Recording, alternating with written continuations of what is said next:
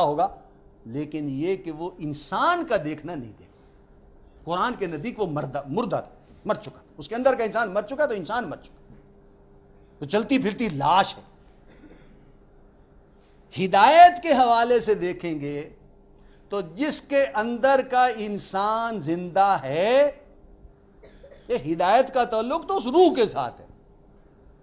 روح جو ہے وہ صحیح ہوگی، اس کو ہدایت اللہ کا میسج پہنچے گا تو اس کے اثرات ہمارے جسم پر پڑیں گے، اور نماز اور روزہ اور نیکی اور بدی اور بلائی یہ ساری پیدا ہو جائے گی۔ اور اگر وہ روح ہی نہیں ہے کسی انسان کے اندر، وہ مر چکی ہے، انسان بے ضمیر ہو چکا ہے، تو پھر ہدایت کہاں سے آئے گی؟ قرآن مجید میں کئی جو ہے سرداران قریش کا ہے کہ یہ آپ کی محفل میں آتے ہیں، بڑے غور سے سنتے ہیں، توجہ آپ سمجھتے ہیں کہ بڑے غور سے سن رہے ہیں۔ اے نبی صلی اللہ علیہ وسلم، آپ اندھوں کو دکھا سکتے ہیں اور گونگوں کو، جو بہروں کو سنا سکتے ہیں؟ نہیں سنا سکتے، یہ تو بہرے ہیں، یہ سننا نہیں چاہتے، یہ صرف دکھانے کے لیے کر رہے ہیں۔ تو جس کے اندر کا انسان زندہ ہے وہ قرآن کی بات کو اپنی بات سمجھے گا، اپنے اللہ کا میسج سمجھے گا، اور جس کے اندر کا انسان کسی وجہ سے مردہ ہو چکا، اس کو قرآن کی بات سمجھ میں نہیں آئی، وہ بھینس کے آگے بین بجانے والی بات ہوگی، آپ سارا قرآن سنا دیں، اس کو کچھ اثر نہیں۔ ہاں، جس کے درمیان میں بات ہوگی لیے محنت کرنی پڑے گی، اور یہ بات ایک حقیقت ہے کہ اکثر لوگ درمیان میں کھڑے، اگر ادھر لوگ بہت کم ہیں جو ہدایت یافتہ ہیں اور جن کی روح زندہ ہے اور جو بڑے روشن ضمیر ہیں، تو ادھر بھی بہت کم ہیں جن کی روح جو ہے مردہ ہو چکی۔ اور یہ اللہ نے بھرم رکھا ہوا ہے سب کا، آپ کا بھی میرا بھی، کہ میں آپ کے بارے میں نہیں جانتا کہ آپ کی روح اس وقت کس حال میں اور آپ کا ضمیر کہاں ہے، اور آپ میرے بارے میں نہیں جانتے۔ اللہ نے بڑا بھرم رکھا ہے انسان، یہ معاملہ ڈائریکٹ اللہ کے ساتھ۔ اسی لیے قرآن مجید میں فرمایا کہ ہدایت دینا، کہ چونکہ تعلق ہے کہ ضمیر کس درجے میں ہے تمہارا، وہ صرف اللہ کو معلوم ہے۔ لہذا قرآن مجید میں ہے کہ اے نبی صلی اللہ علیہ وسلم، آپ ہدایت کا فیصلہ نہیں فرمائیں گے، اللہ فرمائیں گے۔ اِنَّكَ لَا تَهْدِي مَنْ أَحْبَبْتَ وَلَكِنَّ اللَّهَ يَهْدِي مَن يَشَاءُ۔ آپ ہدایت نہیں دیں گے، آپ کوشش کریں گے، میسج پہنچا دیں گے، توجہ دلا دیں گے، 1 مرتبہ 2 مرتبہ 10 مرتبہ، ہدایت کا فیصلہ اللہ فرمائے۔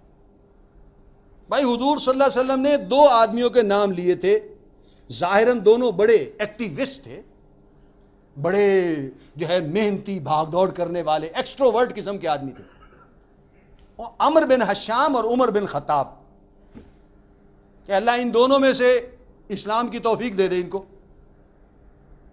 اللہ دونوں کو دے سکتا تھا نا، اللہ کے لیے تو کوئی مشکل نہیں تھا، لیکن ایک کو توفیق مل گئی، ایک کو نہیں ملی۔ آپ خود سوچیں کیوں نہیں ملی؟ عمر بن حشام کو کیوں نہیں ملی، عمر بن خطاب کو مل گئی، حالانکہ دعا کرتے وقت دونوں ہی وہ کفر کے پالے میں تھے، اسلام کے مخالف تھے۔ تو اللہ نے کوئی وہ، میں تو اکثر کہا کرتا ہوں، وہ بچے سکہ پھینکتے تھے پہلے، ٹاس کرتے ہیں کسی چیز کے لیے نا، اللہ نے ٹاس کر کے تو فیصلہ نہیں کیا ہوگا کہ عمر بن حشام کو ہدایت دیں، عمر بن حشام کو ہدایت دیں کہ عمر بن خطاب کو دیں، نہیں، اللہ نے دل کی کیفیت دیکھی، اس کے اندر کا انسان زندہ، اس کے اندر وہ ضمیر زندہ، اس کے اندرونی روحانی کیفیات بہت اعلیٰ، اس کے اندر مورل لا بہت اعلیٰ، موریلٹی، اور اس کے اندر ضمیر مر چکا تھا، لہذا اللہ نے کہا عمر بن خطاب قبول ہے، دوسرا قبول نہیں۔ تو ہمیں بھی دیکھنا ہوگا، قرآن سے ہدایت حاصل کر لینے میں کامیاب ہو جانے کا جو سب سے اہم پہلو ہے کہ آپ اور میں اپنے اندر دیکھیں گے ہم کہاں کھڑے ہیں، ہمارا وہ ریسیونگ سیٹ ہے بھی صحیح کہ نہیں۔ اگر ہمارا اپنا ہی ریسیونگ سیٹ خراب ہے تو قرآن مجید سے لاکھ وہ جو ہے وہ ٹرانسمیشنز ہو رہی ہوں، وہ ہمارے تک تو نہیں پہنچیں گی۔ اب یہ چاہے مسجد ہے، اللہ کا گھر، ایک مقدس جگہ ہے، لیکن دنیا کے ہزاروں ٹی وی اسٹیشنز اور ہزاروں ریڈیو اسٹیشنز کی لہریں یہاں بھی موجود ہیں، حتیٰ کہ اب تو وائرلیس انٹرنیٹ ہے نا، کسی کی آنکھیں ہوں دیکھنے والی تو آدمی کہہ دے گا یہ بہت گندی تصویر ابھی جا رہی تھی ادھر سے، اور بہت گندی تصویر ادھر سے ادھر جا رہی تھی، اس لیے کہ آپ یہاں لگا دیں تو وہ چیز آ جائے گی جو دیکھنا چاہے۔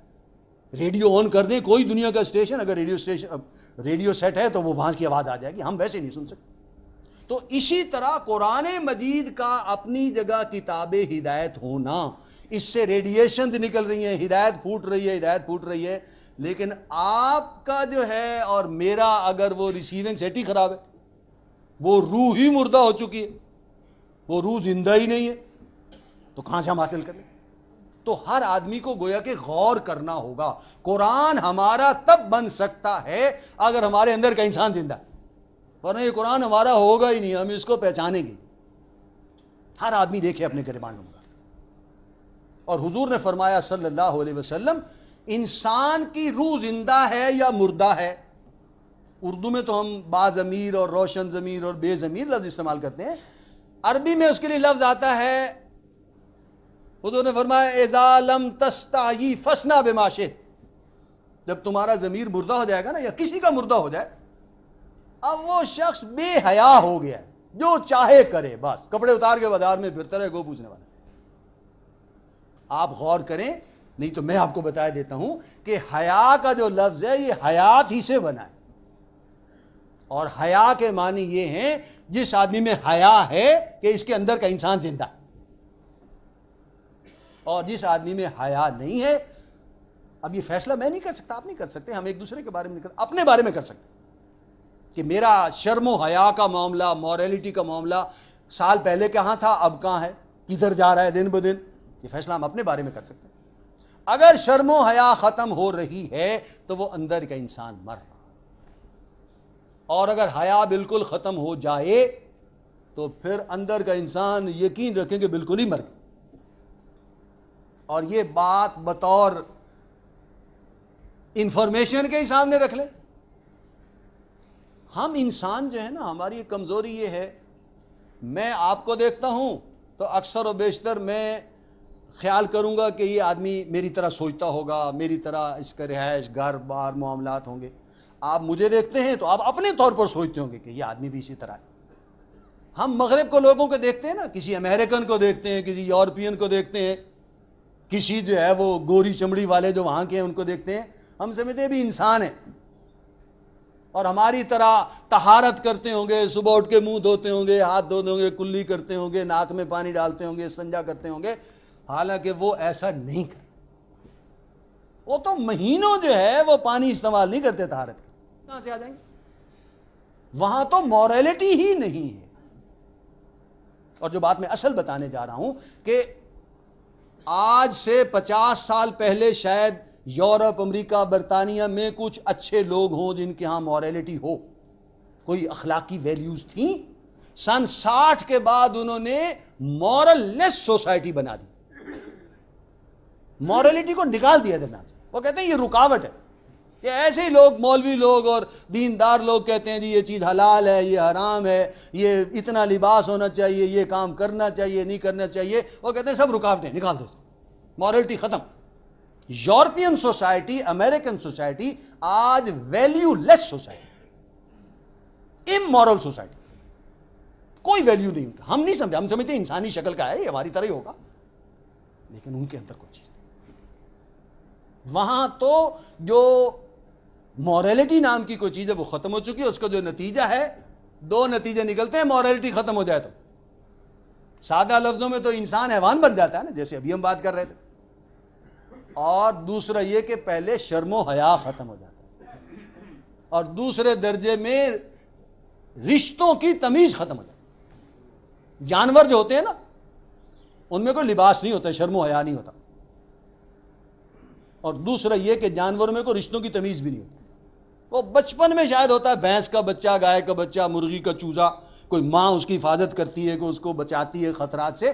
بڑا ہو جائے تو احساس نہیں ہوتا جانوروں کو کہ یہ میرا بیٹا ہے، یہ بہن ہے، یہ بیٹی ہے. وہ جو رشتے بنتے ہیں یہ انسانوں میں، یہ اس روح کی وجہ سے ہمارے اندر.